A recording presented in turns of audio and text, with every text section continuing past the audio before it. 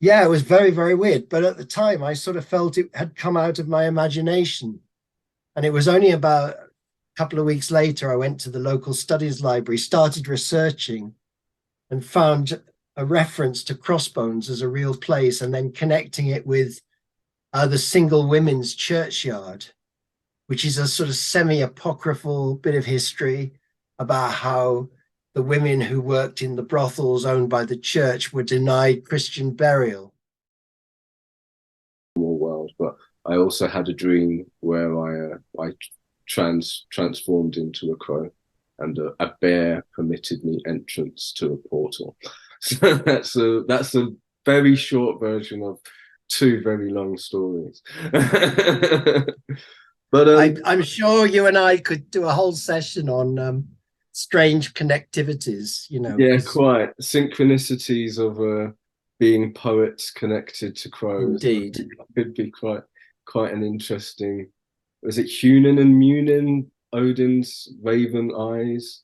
yeah, indeed, indeed. Yeah, I And think crow magic, it is in some Native American traditions talk about crow medicine, and it's all to do with working with time as well, with changing the past in order to change the future, and even vice versa. It's like moving around in time.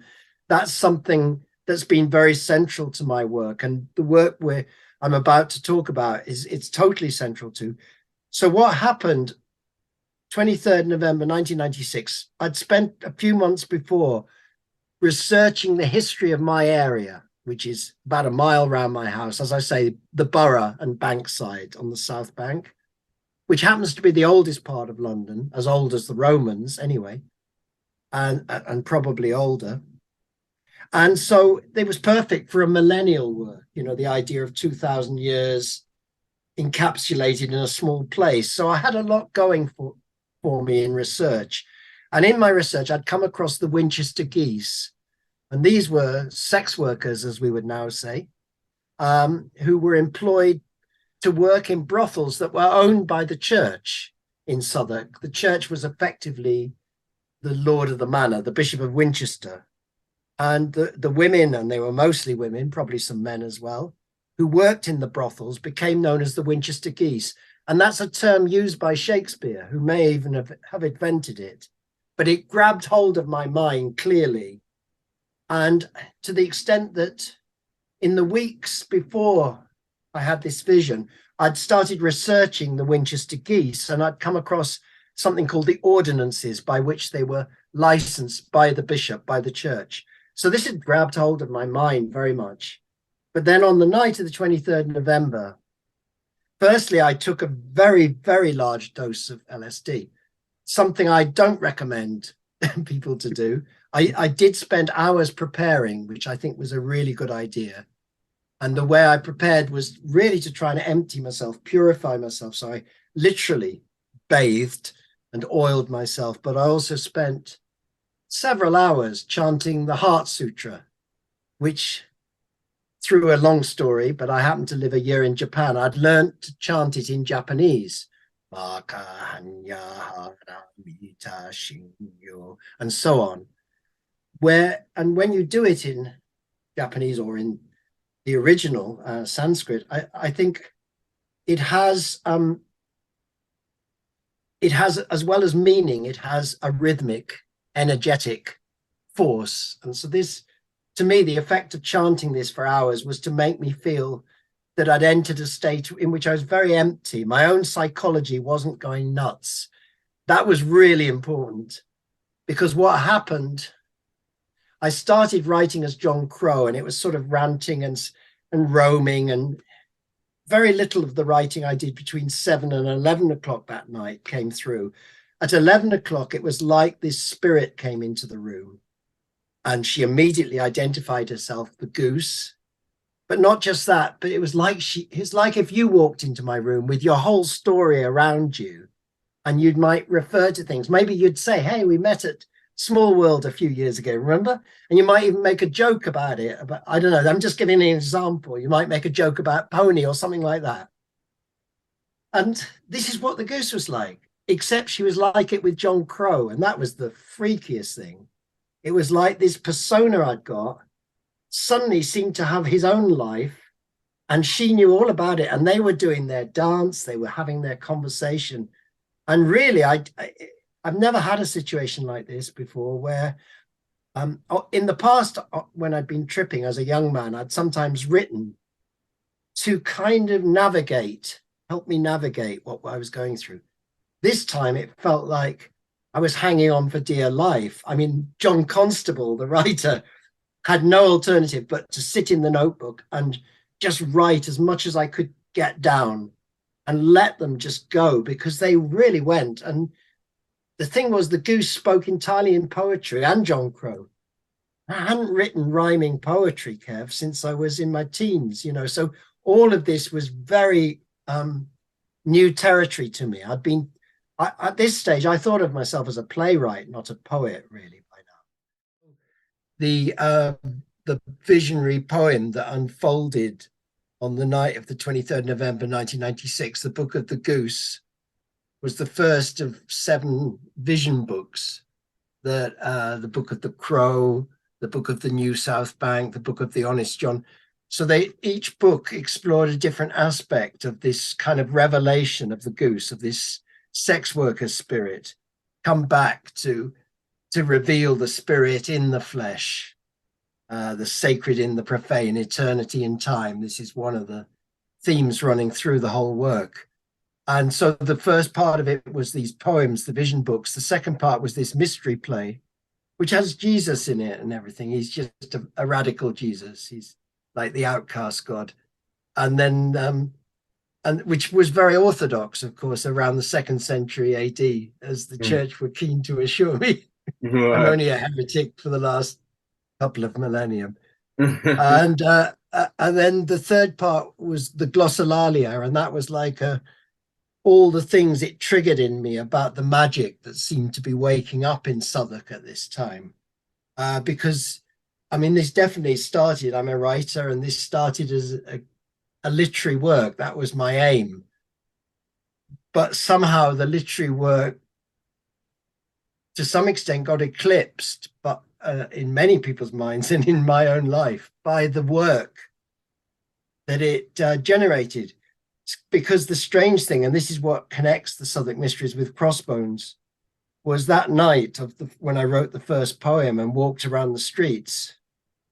As I say, we went to places like the site of the Tabard, where Chaucer and the Pilgrims set off for Canterbury, or the site of the Globe, or Southwark Cathedral, which was Mary Overy Dock, the Church of St. Mary Overy.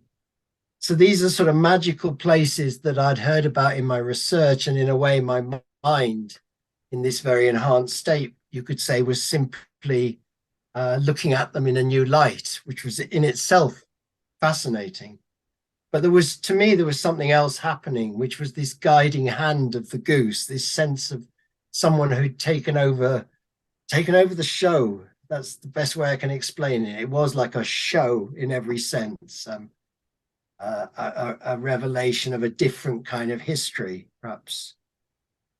People use the word herstory, and that's in a way, this was definitely a goose's, a medieval sex worker's take on what's holy and sacred and good in the world. And it became very powerful. So in the middle of the night, she took John Crow and me to the gates of this industrial site and made it really clear that this was the holiest place we'd visited. We'd just been up at the cathedral, but no, this is the place, this dump, looking through a rusty iron gate. And this was when these fragments of, well, we know how the carrion crow does feast in our Crossbones Graveyard, which, when it came through, it really did give me the shivers. And it was kind of, I felt it was intended to. It was like, at the time, it was the goose letting me know, no, this is serious business, boy. Don't think you can just fuck around with this. Something big is here. And yeah, it was very, very weird. But at the time, I sort of felt it had come out of my imagination. And it was only about a couple of weeks later, I went to the local studies library, started researching, and found a reference to Crossbones as a real place, and then connecting it with the Single Women's Churchyard, which is a sort of semi-apocryphal bit of history about how the women who worked in the brothels owned by the church were denied Christian burial.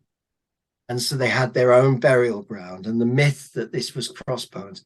And this was what the sense that I had, was that I'd sort of not so much made anything up, but that I'd reconnected with an ancient sort of archetype or myth that was simply kind of reinventing itself through me, through my own contemporary language and way of seeing the world, but still with its own imprint to let me know, no, the goose was here. This is the goose's teaching. And that's how it works. So very soon it led me to, firstly, to perform the vision books of the Southwark Mysteries as part of the Halloween of Crossbones. And that was 13 annual rituals. So for 13 years, every Halloween, we performed this ritual, beginning with the poems, the vision books, which are exploring all these ideas of spiritual transformation happening in the borough around the time of the millennium, and that spreads out into a campaign to save Crossbones itself, the physical space.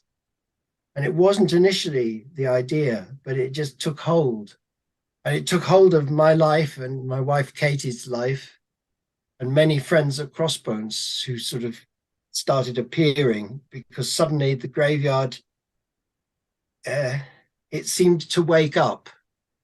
It really seemed to wake up. So we started, first we did the Halloween ritual every year, but overlapping with that, by 2004, we were meeting every month on the 23rd of every month at 7 p.m. And that tradition has continued right through, completely unbroken, even during COVID, when officially it wasn't happening. People we know were still turning up and meeting at the gates. You know, it's one of those strange places that calls people in so many different ways. But to me, it's first and foremost, it's dedicated to sex workers. And that's really important, because it's something, you know, that really hasn't been acknowledged in our culture, that the sort of lies that are told about prostitution from the tabloid press, but through the centuries, really. Through doing the work at Crossbones, I got to know quite a few contemporary sex workers, including a lot of quite empowered people whose narrative is so different from the dominant narrative we're told about of this sort of evil underclass. And I think so, but opening out from that, Crossbones is the outcast graveyard. An outcast is very often a self-defining thing in this society, and this is what we've sought to make it. What happens? So with the holding of the light, that's our first real ritual after we've opened and talked a bit about why we're there, is we imagine, or we get someone to hold a candle, but each of us thinking of, yeah, we're holding a candle in our heart. And in a sense, each little spark of our conscious, or each consciousness with us in this communion is a little spark in the dark, and it's connected with all these other sparks from the past, this transmission. That's what I guess we're trying to tune into, this sense of we are really in communion with the living and the dead, but particularly everyone who's present at that moment. It is like a tuning in. And so we're holding the light. And the idea is we're lighting the open pathways, because one of the blessings we work with very strongly is open pathways. And for all beings, you know, for all of us, because we each have a unique destiny, and may we each be able to fulfill that. So it's just a visualization of the light filling our bodies and flowing out to light the pathways of the world. And what's lovely in that is also to cultivate shining emptiness. And because remember, we're doing this in a back street, but right in the middle of London. So there are helicopters and trains and drunks and you know, crazy folk of all kinds, and some crazy folk who've come specifically because of what we're doing, you know. So all of that has to be held. And that's where these rituals have really been beautiful, actually, because they do hold people. They give them space also to express themselves, but also there's enough of a hold to bring people back in. So far they've been really wonderful, in fact, you know, as a way of connecting. But it is this thing of we're meeting in a back street. And so any magic as well, we talk about magic. I think magic there's a simple magic. It's not about hiding in a room to recite some forbidden spell. You know, that's part of the fun of transgressive magic. But I think with something like Crossbones, what's interesting is it has to be stuff you can do in the open and without fear, really, that you're giving people something really bad. So what the magic you do can only be about aligning with a work of healing. To me, at Crossbones, you know, it's so obviously why people love it is because it embodies a bit of healing in London, especially given that part of London. It's ironic, you know, it was where we lived, but I lived half my life there. And really, it was like I fought for Crossbones for 25 years and we've saved it. And everywhere else is pretty much gone. You know, it's high rise, very expensive flats. It's not the place I moved to, you know, and this is the case for many people. It's partly why I had to move. So if there's more you want to talk about specifically, I'm more than willing to have more conversations with you God because bless you. I find it really, I find it really inspiring anyway, and I'm going to find excuses to have more conversations with you, basically. Cool. Well, encourage people. Thank you, Kev. I really appreciate it too. It's good talking to you. Encourage folk. You know, that's my other book, Grail, about Glastonbury, and that's the Southwark Mysteries. So, you know, a writer, you like to be read. So, Yeah, anybody right. wants to get in touch with me.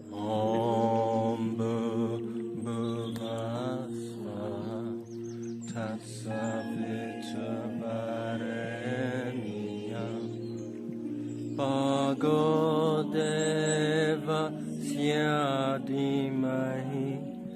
Diyo Yona Prachodaya